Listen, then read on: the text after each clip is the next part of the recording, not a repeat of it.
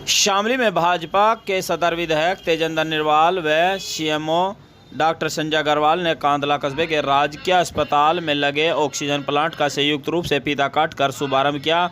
इसके साथ ही 216 आशाओं को योगी सरकार का गुणगान करते हुए मोबाइल वितरित भी किए।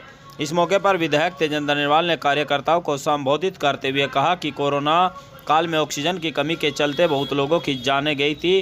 कांदला में लगे ऑक्सीजन प्लांट से क्षेत्र के लोगों को लाभ मिलेगा। इसके साथ ही उनके साथ भाजपा के दर्जनों कार्यकर्ता भी मौजूद रहे। वर्ष 2022 लग चुका है, जिसको लेकर 2022 में विधानसभा के चुनाव भी होने वाले हैं। आज शामली के कांदला कस्बे में जो सदर के विधायक हैं तेजेंद्र निर्वाल जी, वो पहुंचे हैं और उन्होंने मोबाइल वितरण के साथ साथ ही एक गैस प्लांट का भी वो लोकार्पण किया। हमारे साथ में मौजूद हम जानना चाहेंगे कि वो कांदला में आए हैं, उनका क्या उद्देश्य है। सर, आज कांदला में पहुँचे हैं और आपने लोकार्पण भी किया है, मोबाइल वितरण भी किया। सर, क्या उद्देश्य है आपको? कांदला तो मैं आता ही रहता हूँ वैसे, जी जी, क्योंकि मेरी विधानसभा का हिस्सा है। जी जी, तो 5-7 दिन में 8-10 दिन में कभी न कभी चक्कर लगता ही रहता है।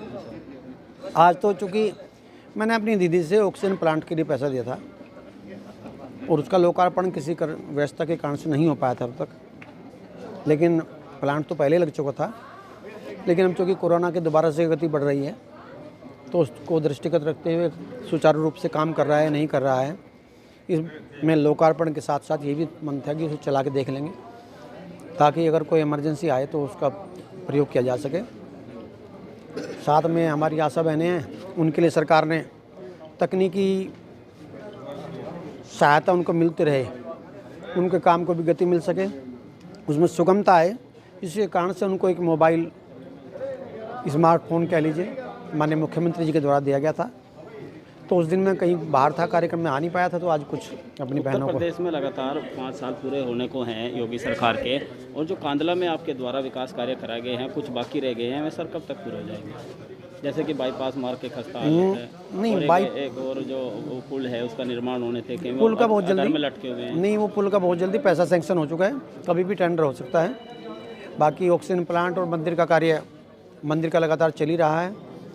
पीएससी बटालियन की शिलान्यास माननीय मुख्यमंत्री जी कर चुके हैं, तो वो भी, और बफेल रेंज, शूटिंग रेंज जिसे बोलते हैं, वो सारा कार्य भी अपनी गति के अनुसार आगे चला। 2022 के चुनाव आने वाले हैं, लगातार सभी नेता जो है लगातार भ्रमण भी कर रहे हैं और जनता के बीच भी पहुंच रहे हैं। सर, 2022 में क्या फिर से योगी की सरकार आएगी? पहले से भी ज़्यादा बहुमत से, पहले से भी ज़्यादा। अच्छा, गठबंधन का क्या रहेगा सर? जैसे गठबंधन का दावा है कि वो एकदम से उछाल पे है और जो पश्चिम उत्तर प्रदेश है उसमें कह रहे हैं कि पूर्ण बहुमत से आएंगी इधर से। नहीं, दावा तो कुछ भी कर सकते हैं। अखिलेश जी ने 400 सीट का दावा कर दिया, अब उनका मन है 500 का भी कर सकते हैं, अगर भले उत्तर प्रदेश में 403 सीट हो।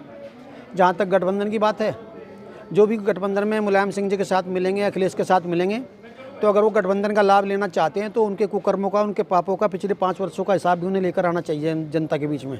किस तरह से अत्याचार हुए, किस तरह से माँ बेटी के साथ अपमानजनक व्यवहार होता रहा, कोई सुनवाई नहीं थी, लगातार गुंडागर्दी का राज, एक समाजवादी पार्टी की टोपी लगाकर जगह जगह थानों में, जगह जगह हर ऑफिस में जाकर अवैध वसूली करना और पुलिस पर भी रोब गाल भी करना, उनके साथ झगड़ा करना, कोई सही काम न करने देना, ये सारी चीज़ का हिसाब भी गठबंधन के सहयोगियों को लेकर आना चाहिए।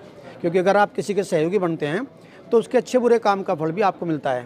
इनकम टैक्स की लगातार छापेमारी की जा रही है उत्तर प्रदेश में, उसको लेकर जो विपक्ष है उसका आरोप है कि भाजपा चुनाव से पहले ये हमारे पे दबाव ले रही है और उसी के चलते टैक्स पे छापे लगाए जा रहे हैं। ये क्या सर, इसमें क्या? अगर किसी के पास अवैध संपत्ति पकड़ी जा रही है, वो 200-300 करोड़ रुपये निकल रहे हैं, तो क्या उसे छोड़ देना चाहिए?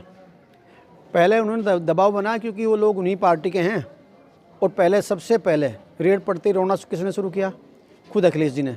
जब उनको लगा कि जनता समझ गई, इतनी बड़ी राशि मिल गई और 300 करोड़ के लगभग धनराशि मिलना, वो भी अवैध नंबर 2 की, तो फिर वो बैकफुट पर चले गए, फिर उसे भाजपा का बताने लगे। वो खुद ही सबसे ज़्यादा चिल्ला रहे हैं, सबसे ज़्यादा रो रहे हैं, और अधिकतर लोग उन्हीं की पार्टी के पदाधिकारी रहे हैं या उन्हीं के संपर्क में रहे हैं।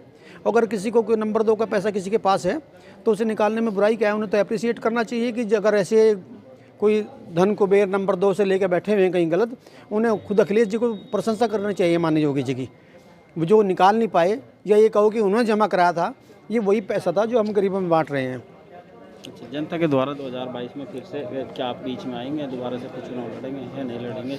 चुनाव लड़ाना पार्टी का अपना काम है, मैं उस पर टिप्पणी इसलिए नहीं करूँगा क्योंकि मेरे क्षेत्र की बात नहीं, पार्टी खुद फैसला करती है कि किस कार्यकर्ता को टिकट देना है, किसे कंटिन्यू करना है, किसे नहीं।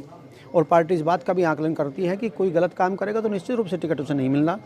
इस तरह की हमारे यहाँ आकलन चलता रहता है हमेशा, इसलिए ऊपर के लोगों का काम है, मेरा काम है अपना काम करना, वो मैं लगातार करता रहूँगा और कर भी रहा हूँ। शामली से हमारे साथ मौजूद थे सदर के जो विधायक हैं तेजेंद्र निर्वाल। मैं अपने सहयोगी कैमरामैन मोहसिन रमानी के साथ फुरकान जंग, हिंदी खबर, शामली।